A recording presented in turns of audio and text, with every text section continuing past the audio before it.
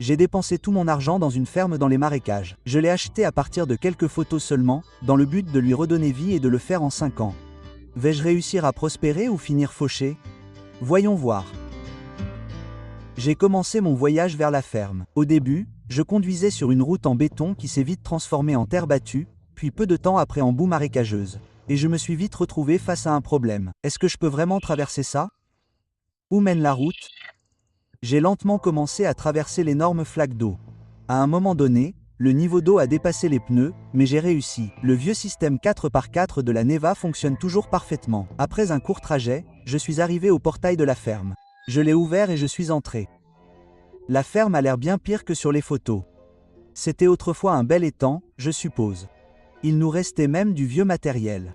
J'ai garé la voiture et j'ai commencé mon inspection. Il y avait beaucoup de déchets tout autour. Un hangar en bon état, encore un peu de déchets, un vendeur de pommes de terre bien entretenu. C'est notre maison, je suppose. Rien de spécial, mais on fera le travail. Mais ce qui est arrivé ensuite m'a laissé sans voix. L'ancien propriétaire a laissé un cochon à moitié mort traîner au milieu de la ferme.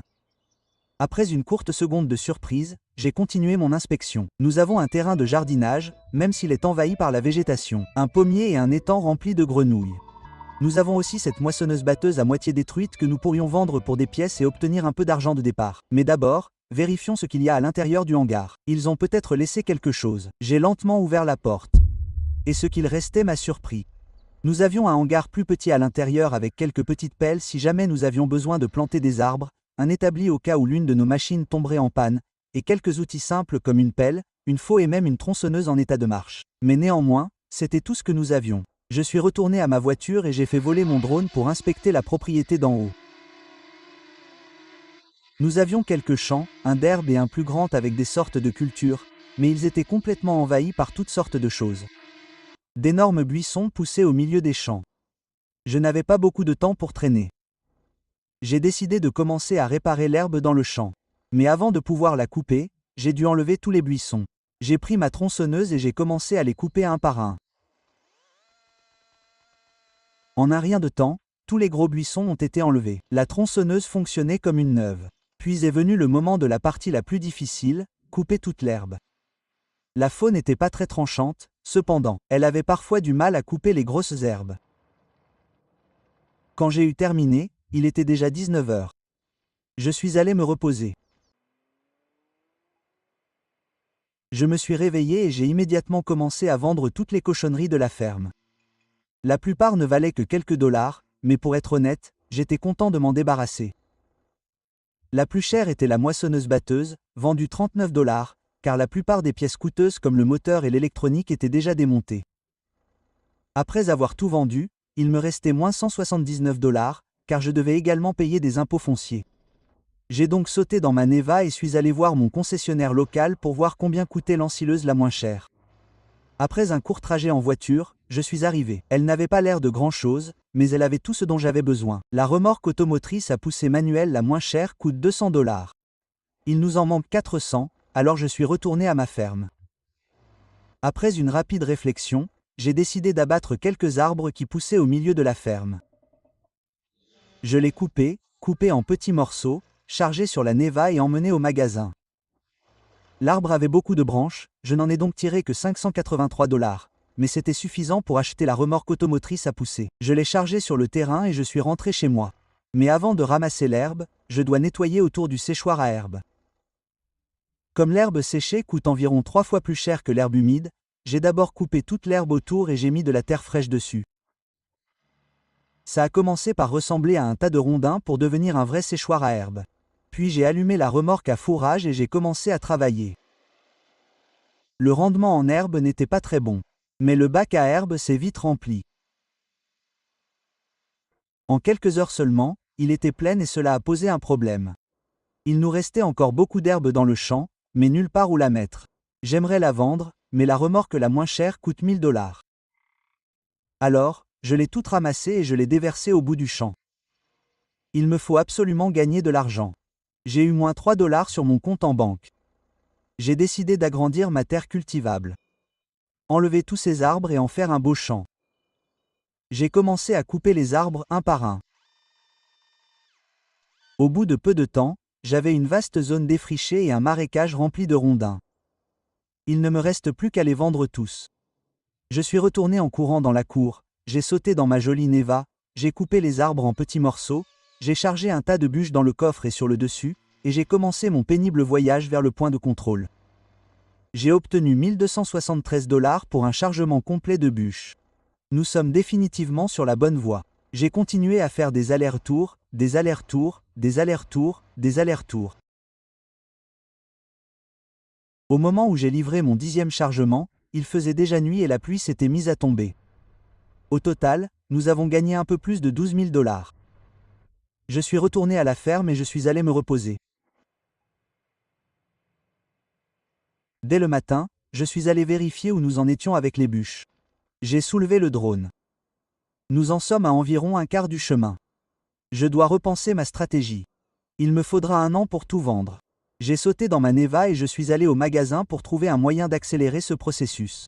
J'ai continué à parcourir le catalogue sans succès jusqu'à ce que je repère quelque chose. Une magnifique remorque avec une grue pour exactement 11 000 $, spécialement conçue pour les voitures. Je l'ai achetée, je l'ai attachée à la voiture et je suis rentré chez moi pour l'essayer. Il m'a fallu un certain temps pour m'y habituer, mais cela a considérablement accéléré le processus. Cela l'a tellement accéléré qu'à midi, j'étais déjà en train de livrer mon dernier chargement. Non, je plaisante. C'était nul. Il n'y avait presque plus de rondins et utiliser la grue était un cauchemar. Après avoir rempli une seule remorque, je l'ai vendu et j'ai loué cet énorme camion lézard pour seulement 3 300 $ la journée. Il a été conçu spécifiquement pour ce type de terrain. Le chargement a pris un certain temps, car je ne pouvais soulever que de très petites pièces. Une demi-heure pour remplir toute la remorque. J'ai obtenu 8 500 $ pour un seul chargement. J'ai eu un banjo avec un alligator twang funky sur la route qui faisait fang fang fang. La radio CB qui passe en mode bréac, une onde de choc pour moi, ça sent vraiment la boue sur le pare-brise, on ne voit rien, mais le test de la couchette des marais fait mouche. Si votre camion commence à danser, ne paniquez pas, laissez-le faire. La vente de toutes les bûches nous a rapporté 52 000 $. On a rendu le camion. On a eu une amende de 1 000 $ pour un pneu crevé et on est retourné à la ferme. J'ai enfin pu ranger un peu la ferme. J'ai commencé par mettre de la terre sur l'énorme flaque d'eau gênante au milieu de la cour. Puis j'ai mis de la terre fraîche autour du potager, du pommier, et tout autour du potager, ça avait enfin l'air utilisable. Mais pour faire pousser quoi que ce soit, il nous faut des graines, de l'engrais et de l'eau. Les 2 premiers sont faciles à trouver, on peut s'en procurer au magasin. Mais l'eau, voyez-vous, même si nous sommes entourés d'eau, elle est toute sale et pleine de bactéries. Si on l'utilise, les cultures meurent instantanément. J'ai donc dépensé 15 000 $ pour ce magnifique ouvrage d'ingénierie. Une pompe à eau et une station de filtration. Cela devrait résoudre notre problème d'eau. Je suis retourné au magasin, j'ai acheté 4 palettes de semences, 4 réservoirs, un cultivateur simple, une petite remorque basique et un tout petit tracteur. J'ai chargé les semences et l'engrais, mais Neva avait du mal à les tirer. J'ai donc dû utiliser le tracteur, remplir les jardins de semences et d'engrais, puis d'un peu d'eau. Les cultures sont rapidement devenues vertes, mais je les ai laissées tranquilles pendant que j'allais essayer de niveler les nouvelles terres. Le nivellement de la boue n'était pas trop cher, mais j'ai quand même dépensé un peu plus de 4 000 $ pour l'ensemble du travail. Il était donc temps de commencer à faire de la vraie agriculture, à cultiver le champ. J'ai attaché le cultivateur et je suis sorti pour essayer de cultiver toutes les cultures mortes. Tout se passait parfaitement bien, car les cultures sont restées mortes pendant quelques années à ce stade. Une simple poussée les fait tomber car elles sont pourries à l'intérieur. Il m'a fallu 2 bonnes heures pour terminer de cultiver les 2 champs. Mais après une journée passée à charger les grumes, à déplacer les palettes et à conduire le tracteur, j'étais trempé. Je suis allé directement dans ma caravane pour me reposer. Après m'être réveillé, j'ai été agréablement surpris. L'arbre a produit 2 caisses pleines de pommes et le jardin nous a donné une caisse pleine de fraises. Le sol doit être incroyablement fertile par ici. J'ai chargé toutes les caisses sur ma Neva et je suis allé au magasin. J'ai obtenu 4 800 $ pour seulement 3 caisses. Pendant que j'étais au magasin, je me suis également acheté une belle remorque pour seulement 400 $. Ce n'était pas grand-chose, mais elle fera l'affaire. Quel travail, vous demandez-vous peut-être? Vous vous souvenez du séchoir à herbe? Nous avions 10 000 litres d'ensilage dedans, prêt à être vendu. J'ai donc soigneusement garé ma remorque et j'ai commencé à tout charger. J'ai pu y mettre 3 000 litres d'ensilage. Une fois vendu, Elle nous a rapporté 1100 $ par chargement. J'ai pu tout vendre en seulement 4 voyages et j'ai gagné 4000 $ de plus. Je suis retourné à la ferme, j'ai garé la voiture. En seulement 4 mois, la ferme a radicalement changé. Nous avons 2 champs prêts à être plantés de blé le mois prochain et une immense cour avec plein de machines. Mais je voulais voir plus grand, m'étendre davantage. J'ai donc pris ma tronçonneuse et je suis retourné dans le marais sauvage, coupant tout ce que je pouvais. Grands arbres, petits arbres, peu importe. Je voulais agrandir ma ferme et conquérir tout le marais.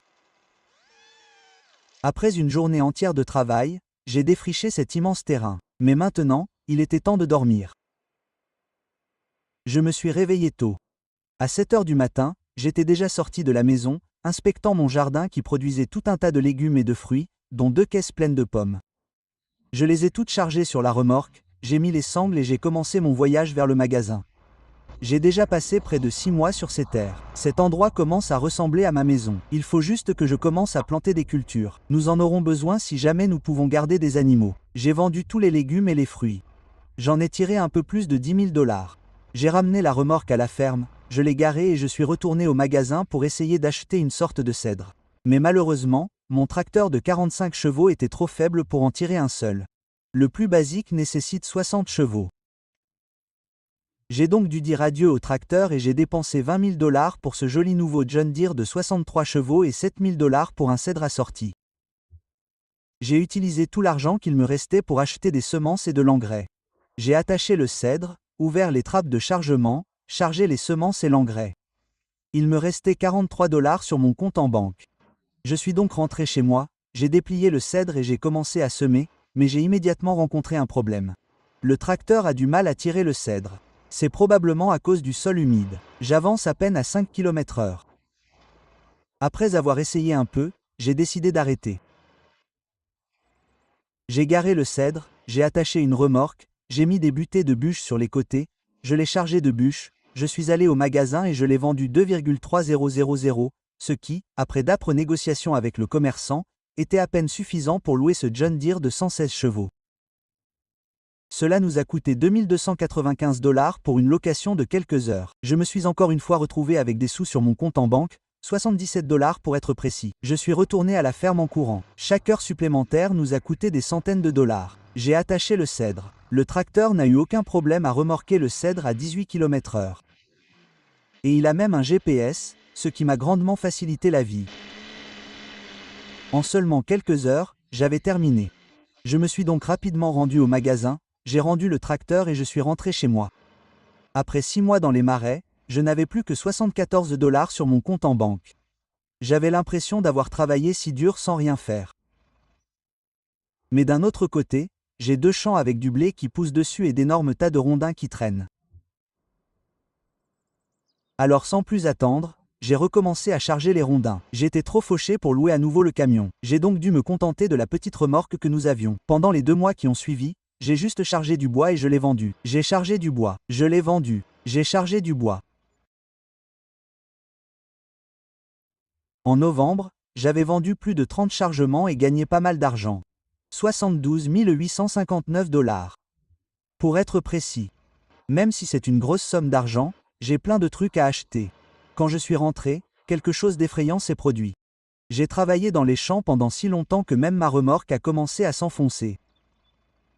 Le tracteur avait du mal à la sortir, alors j'ai fini par la vendre car elle n'était pas utilisée de toute façon. Attendez, mais comment vais-je vendre tous ces légumes et ces pommes maintenant? Je suis tellement bête. Mais j'ai quand même acheté une remorque un peu plus légère que même la Neva pourra tirer pour seulement 2500 $. Et là, j'ai eu un énorme dilemme sur les bras. Même si la vente de bois s'est avérée être une activité très lucrative, je gagnerais probablement beaucoup plus d'argent si je fabriquais un produit quelconque. Planches, poutres, etc. J'avais encore une énorme quantité de rondins qui traînaient dans le marais. J'ai ouvert le catalogue et la plupart des magasins de menuiserie étaient extrêmement chers. 50 000 $, 840 000 $. Mais j'ai trouvé cette petite scierie simple pour seulement 10 000 $ qui pourra produire non seulement des planches, mais aussi de longues planches, des murs préfabriqués et des poutres. Je l'ai construite au milieu des nouvelles terres marécageuses que nous avons défrichées. J'ai payé 1500 $ rien que pour le bâtiment et les fondations, puis j'ai construit une jolie petite route et je l'ai recouverte d'asphalte pour 6 000 $ de plus.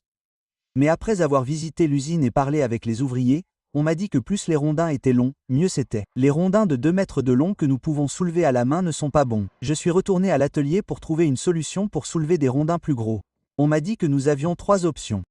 Utiliser un porteur et tirer simplement les rondins jusqu'à l'usine, utiliser une chargeuse sur pneu, et la troisième, utiliser un treuil attaché à un tracteur. Mais il a une limite énorme quant à la capacité de traction. Il est de 6,6 tonnes maximum. Je n'ai pas mis beaucoup de temps à me décider car la seule chose dans mon budget est le treuil du tracteur. J'ai dépensé 8 500 $ pour le moins cher, je l'ai attaché et je suis retourné pour essayer de voir s'il fonctionnait.